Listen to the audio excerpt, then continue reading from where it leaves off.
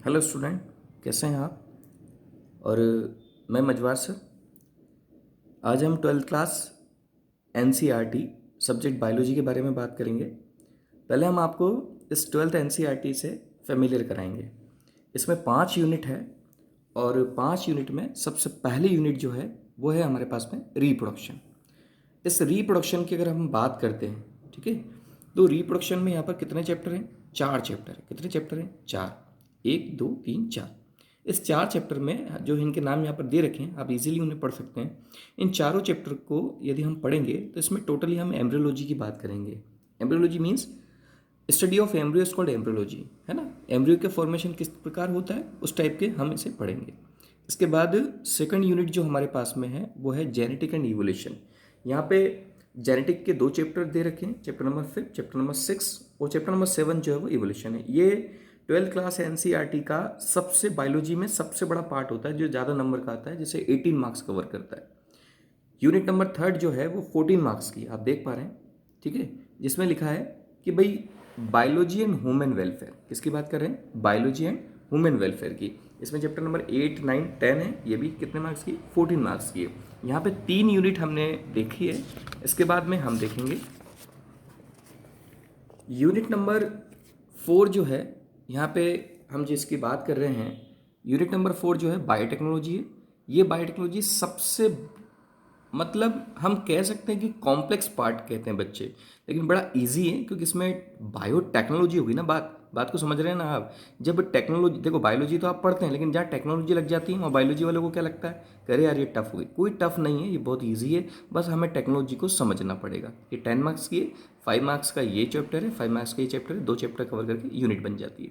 अब बात करते हैं हम लास्ट यूनिट जो है हमारे पास में, 5th यूनिट जो है। इसमें चैप्टर नंबर अगर देखा जाए 13 14 15 16, ये यहाँ पे 4 चैप्टर की यूनिट है और ये 14 मार्क्स की है, ठीक है। अब हम यहाँ पे स्टार्ट करने के पहले सबसे पहली यूनिट जो है और जो हमारे पास में फर्स्ट चैप्टर है उससे स्टार्ट करते हैं, ठीक है। अब थोड़ा सा हम एनसीईआरटी के बारे में आपसे अलग से कुछ बात कर लेते हैं। हम आपको ये बता रहे हैं कि यदि आप ट्वेल्थ क्लास में हैं और आपका सब्जेक्ट यदि बायोलॉजी है और आप ट्वेल्थ सीबीएसई के अगर एग्ज़ाम देने वाले हैं तो आपके लिए किसी भी रेफरेंस की ज़रूरत नहीं है। केवल आपको एनसीईआरटी की एक एक लाइन की ज़रूरत है और वो एनसीईआरटी की जो लाइन है वो आपको आना चाहिए, है ना। किसी ने सही बोला है, जैसे मान लीजिए कोई हमारे जब जब हम संस्कृत पढ़ते थे तो हमारे टीचर हमें संस्कृत भाषा में जब वो रीड करके बताते थे और उसका फिर हिंदी में अनुवाद करते थे तो हमें काफ़ी अच्छा समझ में आता था। तो ये एनसीईआरटी जो है बुक है, ये एक ऐसी बुक है जो जो मान के चलिएगा कि ये एनसीईआरटी की एक लाइन है, लेकिन इसके अंदर जब टीचर इसे पढ़ कर बताता है तो उसमें कई लाइनें निकल कर आती है, ठीक है ना। तो कहने का मतलब ये है कि इस एनसीईआरटी की लाइनें जो है वो एक संस्कृत भाषा की तरह लिखी हुई है और हमें इसे एक एक लाइन को पूरी तरीके से क्लियर करके बताना है, ठीक है। अगर आप ट्वेल्थ सीबीएसई के एग्ज़ाम देने वाले हैं तो आपके लिए एनसीईआरटी बहुत ज़रूरी है। इसके अलावा कोई भी रेफरेंस नहीं पढ़ना है। एनसीईआरटी की लाइन ही आपके लिए 97 98 99 तक मार्क्स आपको 100 में से बायोलॉजी में आ जाएंगे, ठीक है। अब स्टार्ट करते हैं, लेकिन स्टार्ट करने के पहले थोड़ा सा कुछ और देख लेते हैं कि यहाँ पर कई चीज़ें हमने हाईलाइट भी की है, लेकिन हम पहले चैप्टर का नाम देख लेते हैं कि भाई क्या है। चैप्टर 1 है रिप्रोडक्शन इन ऑर्गेनिज्म, ठीक है। अब रिप्रोडक्शन इन ऑर्गेनिज्म लिखा है ना, इस रिप्रोडक्शन इन ऑर्गेनिज्म में जब ऐसी चीज़ें लिखी हैं तो इसका मतलब क्या है? इसका मतलब लिखा है कि भाई जो ऑर्गेनिज्म होते हैं, अब ऑर्गेनिज्म कौन होता है भाई? एनिमल भी होते हैं, चलो ठीक है। इसमें अगर बात करें प्लांट्स भी आ जाते हैं, बोले चलो ठीक है। तो हम यहाँ पे टोटली किसी प्लांट्स वगैरह की बात नहीं कर रहे हैं, अभी पर्टिकुलर हम ऑर्गेनिज्म की बात कर रहे हैं। इसमें प्लांट्स भी आ रहे हैं, एनिमल्स भी आ रहे हैं। उन ऑर्गेनिज्म में रिप्रोडक्शन कैसे होता है? तो रिप्रोडक्शन कैसे होता है भाई? इसमें ये तो कोई एक सवाल ही नहीं हुआ कैसे होता है। अरे रिप्रोडक्शन को इसीलिए समझाने के लिए हमने इसे 2 कैटेगरी में डिवाइड किया है, एसेक्सुअल रिप्रोडक्शन और एक होता है हमारे पास में सेक्सुअल रिप्रोडक्शन। देखिएगा ये एक ऐसे वर्ड है जिससे आप टोटली फेमिलियर हैं, है ना। इस वर्ड को आप 9th क्लास से पढ़ते आ रहे हैं, लेकिन हम थोड़ा सा उस वर्ड को थोड़ा सा और पढ़ेंगे ताकि आपको वो चीज़ क्लियर हो जाए। एसेक्सुअल रिप्रोडक्शन और एक है सेक्सुअल रिप्रोडक्शन। रिप्रोडक्शन दोनों में कॉमन वर्ड हुआ, बोले हाँ सर बिल्कुल ठीक है। अब एसेक्सुअल और सेक्सुअल में क्या डिफरेंस है? देखिएगा एसेक्सुअल जो रिप्रोडक्शन होता है वो टोटली अगर देखा जाए तो मतलब आप ये कह सकते हैं जो माइक्रोस्कोपिक ऑर्गेनिज्म है उनमें भी होता है। बोले कैसे? जैसे अमीबा है, अब अमीबा में जो रिप्रोडक्शन होता है वो एसेक्सुअल रिप्रोडक्शन होता है, ठीक है, जैसे बाइनरी फिजन है। लेकिन जो डिफरेंट टाइप के ऑर्गेनिज्म है उनमें हम कह सकते हैं बाइनरी फिजन होता है, मल्टीपल फिजन होता है, फ्रेगमेंटेशन होता है, रीजनरेशन होता है, डिफरेंट डिफरेंट मेथड्स होती है। तो एक डिफरेंस तो ये हो गया कि एसेक्सुअल रिप्रोडक्शन में रिप्रोडक्शन के मेथड्स होती हैं और सेक्सुअल रिप्रोडक्शन में मेथड्स नहीं होती है। एक पॉइंट और हम समझ लेते हैं, जैसे हम लोग ह्यूमन बींग में आते हैं, बोले चलो ठीक है भाई, अब हमारा जन्म हुआ है, बोले ठीक है, तो हमारे फादर जो है वो मेल है, करेक्ट, जो हमारी मदर है वो फीमेल है, करेक्ट। तो फादर के जो गैमेट्स क्या हुआ, स्पर्म, मदर का गैमेट्स क्या हुआ, ओवम। जब दोनों का गैमेट्स फ्यूजन हुआ है ना, फर्टिलाइजेशन हुआ, तो क्या बना, जाइगोट बना, उस जाइगोट से हम लोगों का जन्म हुआ है। इसका मतलब ये हुआ कि सेक्सुअल रिप्रोडक्शन में अपोजिट गैमेट्स जो होते हैं, अपोजिट का मतलब होता है मेल का स्पर्म है और फीमेल का ओवम है, जब दो अपोजिट गैमेट्स आपस में फ्यूज होते हैं, फर्टिलाइजेशन होता है, तो हम उसे कहते हैं सेक्सुअल रिप्रोडक्शन। इसमें एक डिफरेंस वो पढ़ने को मिला, ए सेक्सुअल में गैमेट्स का फॉर्मेशन नहीं होता और सेक्सुअल में गैमेट्स का फॉर्मेशन होता है। लेकिन ए सेक्सुअल में यदि गैमेट्स का फॉर्मेशन होता भी कुछ ऑर्गेनिज्म में, तो उनमें अपोजिट गैमेट्स का फ्यूजन नहीं होता और इसमें अपोजिट गैमेट्स का फ्यूजन होता है। तो सेक्सुअल रिप्रोडक्शन में हम ऑर्गेनिज्म जितने भी बने हुए हैं, ये एनिमल्स है, जैसे हम कह सकते हैं कि भाई बकरी है ना, जिसमें स्त्रीलिंग पुल्लिंग जो शब्द आ रहे हैं, उनमें कहीं ना अगर देखा जाए तो रिप्रोडक्शन होता है, सेक्सुअल रिप्रोडक्शन उनमें होता है। तो एक छोटा सा डिफरेंस देख लेते हैं, एसेक्सुअल रिप्रोडक्शन में गैमेट्स का फॉर्मेशन नहीं होता, सेक्सुअल में गैमेट्स का फॉर्मेशन होता है। एक और मेन डिफरेंस जो बायोलॉजिकल डिफरेंस है वो ये है, अगर एक अमीबा में ए सेक्सुअल रिप्रोडक्शन होता है तो उसकी जो जनरेशन आती है वो उसकी जैसी ही लगती है, उसकी मॉर्फोलॉजी सेम लगती है। इसका मतलब ये उसकी आउटर मॉर्फोलॉजी वो सेम रहेगी और वो क्लोन रहेगा। क्लोन मतलब होता है कार्बन कॉपी, ये बायोलॉजिकल वर्ड है, मतलब जेनेटिकली मॉर्फोलॉजिकली सेम। अगर एक यहाँ पर हम बात करें ये अमीबा, इस अमीबा से अगर दो अमीबा भी बन रहे हैं तो ये दोनों जेनेटिकली और मॉर्फोलॉजिकली टोटली सेम है। लेकिन आपने देखा सेक्सुअल रिप्रोडक्शन में अगर कोई लड़की जन्म लेती है वो अपनी मम्मी जैसी नहीं लगती, अगर लड़का जन्म लेता है तो वो पापा जैसा नहीं लगता। लेकिन लड़का लड़की कोई भी जन्म ले, लेकिन दोनों में कैरेक्टर किसके आ जाते हैं, 50% मदर के, 50% फादर के जाते हैं, इस क्योंकि अपोजिट गैमेट्स का फॉर्मेशन हुआ है और यहाँ पे गैमेट्स का फॉर्मेशन नहीं हुआ है। तो ये कॉमन वर्ड थे जो हमें टॉपिक को पढ़ना है। अब हम स्टार्ट करते हैं एनसीईआरटी। एनसीईआरटी की बात कर रहे हैं, इसमें लिखा है देखिएगा, मैंने यहाँ पे इस बुक में कई ऐसे वर्ड है जो इसको हाईलाइट भी किया है, ठीक है ना। आप जब पढ़ते हैं तो इस तरीके से पढ़ें, क्योंकि जब तक हम इसे पूरी तरीके से इसे कलरफुल नहीं कर देते तो मज़ा नहीं आता है एनसीईआरटी पढ़ने में, बड़ा आनंद आता है आप इसे पढ़ेंगे। Each and every organism can live only for a certain period. अब भाई ईच एंड एवरी ऑर्गेनिज्म, अरे भाई वो कह रहे हैं कि ये दुनिया के अंदर जितने भी ऑर्गेनिज्म है ना, कोई ये नहीं कह सकता अरे भाई मैं तो अमर हो गया और मेरा क्या और मैं तो इस दुनिया से जा ही नहीं सकता। ऐसा कुछ नहीं भैया, आप आए हैं तो आपको जाना तो पड़ेगा ना।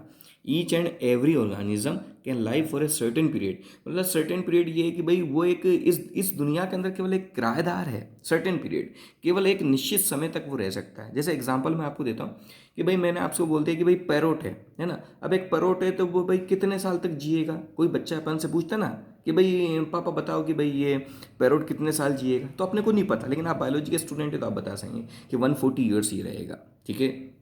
पीपल ट्री कितना रहेगा, तो हमने बोले कि भाई 1500 ईयर्स रहेगा, ठीक है। मैंगो ट्री कितना रहेगा, 300 ईयर्स रहेगा, ठीक है।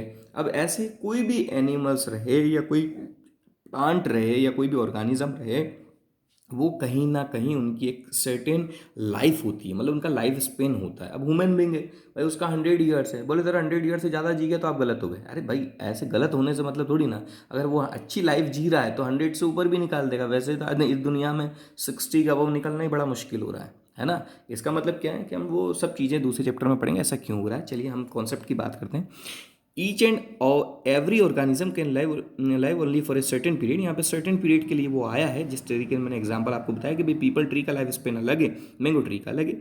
The period from the birth to the natural death of organism represent life span. भाई लाइफ स्पेन क्या होता है ना, जैसे आप लोग मानते ना, अब जैसे मान लो कोई भाई मृत्यु की ओर चला गया है ना, तो उससे हम दुख मनाते हैं, अच्छी वाली बात है। तो फिर अपन ये भी तो सोच सकते हैं कि उसका जन्म है तो मृत्यु निश्चित है, तो फिर ये क्यों नहीं सोचते कि अगर मृत्यु निश्चित है तो जन्म भी निश्चित है। इसी तरीके से the period from the birth to the natural death, मतलब एक बर्थ से लेकर जो नेचुरल डेथ होती है। देखिएगा डेथ भी नेचुरल लिखी है, वो बात अलग है कि भाई किसी का एक्सीडेंट हो गया या कोई भी चीज़ हो गई तो वो नहीं है, लेकिन एक अगर नॉर्मल डेथ अगर वो लेगा, नेचुरल डेथ अगर वो लेगा, तो पैदा होने से बर्थ से लेकर नेचुरल डेथ का जो समय आता है, कहते हैं ना जन्म से लेकर मृत्यु का जो समय है उसके बीच में, तो birth to natural death of an organism, चाहे वो प्लांट हो चाहे एनिमल्स हो, कोई भी हो, उनके पैदा होने से लेकर तो मरने, नेचुरल डेथ तक के बीच का जो समय होता है, हम उसे क्या कहते हैं? लाइफ स्पेन कहते हैं। क्या कहते हैं? लाइफ स्पेन कहते हैं। हरी बात समझ में? आगे इसमें कुछ एग्जाम्पल दिए हैं, देख लेते हैं भाई क्या क्या बातें वो कह रहे हैं। ठीक है, you may note that the life span of organism not necessary correlated with their size. बहुत अच्छी बात वो कह रहे हैं। देखिएगा, घर में जब छोटे छोटे बच्चे रहते हैं तो उनके साथ में एक चीज़ होती है कि भले ही, वो छोटा बच्चा है, अब मतलब बच्चे को जब देखते हैं, दोनों बच्चे को यदि हम खड़े कर देते हैं तो हमें ये समझ में नहीं आता बड़ा कौन है छोटा कौन है। तो हम लोग क्या करते हैं? केवल हाइट से देखते हैं कि यार इसकी हाइट बड़ी है तो ये बड़ा है, इसकी हाइट छोटी है तो ये छोटा है। नहीं, हाइट कभी, साइज कभी ये शो नहीं करती कि वो बड़ा या छोटा है। चलिए एक एग्जांपल ले लेते हैं भाई, आपकी हाइट अगर आपके पिताजी से ज़्यादा निकलेगी तो आपके घर में बड़े हो गए क्या? नहीं हुए ना। तो कहने का मतलब ये है कि you may not that the life span organism are not necessary correlative with their size. ठीक है ना। अब जैसे मान लो कौवे को हमने खड़ा कर दिया, कबूतर को खड़ा कर दिया, अब दोनों को, अब जी मान लीजिए कौवा बड़ा के कबूतर बड़ा, ठीक है ना। या मान लीजिए हम एग्जाम्पल ही दे दें, पीपल ट्री और मैंगो ट्री है, दोनों को हमने पास में खड़ा कर दिया। अब आप हमसे पूछ रहे हैं कि भाई पीपल बड़ा है कि सर मैंगो ट्री बड़ा है, तो हमने कहा पीपल ट्री की लॉन्ग लाइफ है और मैंगो ट्री जो है उसकी शॉर्ट लाइफ है। देखते हैं कैसे। The size of crow and parrot are not very different, मतलब जो कौवा है और जो पैरोट है, क्रो और पैरोट की हम बात कर रहे हैं, उनकी साइज में कुछ ज़्यादा अंतर नहीं है। Are not very different yet but their life span show wide different. लेकिन दोनों भले एक जैसे लगते हैं, साइज में बराबर कोई ज़्यादा अंतर नहीं है ना। जैसे मान लिया सपोज हमने एक यहाँ पे क्रो को बिठा दिया और यहाँ पे पैरोट को बिठा दिया, अब दोनों की साइज देख रहे हैं तो ज़्यादा कुछ अंतर नहीं, मतलब अंतर है ही नहीं, ये मानकर मान रहे ज़्यादा डिफरेंट नहीं है। लेकिन इनकी जो लाइफ स्पेन है उसमें बहुत डिफरेंट है, वाइड डिफरेंट लिखा हुआ है। ठीक है, इसी तरीके से मैंगो ट्री की अगर बात करें तो बोले सर कैसे? जैसे आपने बता दिया कि सपोज ये क्रो है और पैरोट है, ये चलिए बराबर हैं साइज में, तो थोड़ा सा इनकी हमें ये भी तो बता लाइफ स्पेन के। देखिएगा, क्रो की अगर हम बात करते हैं तो ये क्रो जो जी रहा है वो 20 ईयर्स के लिए केवल, और पैरोट जो है 140 है। तो बताओ आपको 20 और 140 में अंतर समझ में नहीं आता? आता ना। तो 20 और 140, हम 30 की तो बोल नहीं रहे। तो क्रो कितना है? 20 ईयर्स है। पैरोट कितना है? 140 ईयर्स है। इसका मतलब क्या है? जब भी तो ने क्या लिखा? वाइड लिखा ना। वाइड मतलब वो ज़्यादा डिफरेंट है। इसी तरीके से मैंगो की बात करते हैं। Mango tree has a much much shorter life, मतलब मैंगो ट्री जो है वो कम जीता है, ठीक है, as compare to the peepal tree. हम पीपल ट्री से कंपैरिजन कर रहे हैं। बोले मैंगो ट्री का कितना है? 300 ईयर्स है मैंगो ट्री का, और पीपल ट्री का कितना है? 1500 ईयर्स है। ठीक है, whatever be the life span death of every individual organism in certain no individual is immortal. मतलब यहाँ इमोर्टल का मतलब होता है कोई अमर नहीं है ना, उसे मरना तय है। इमोर्टल, इमोर्टल का मतलब है ये पूरी तरीके से अगर देखा जाए वो पैदा हुआ है, उसका मरना निश्चित है ना।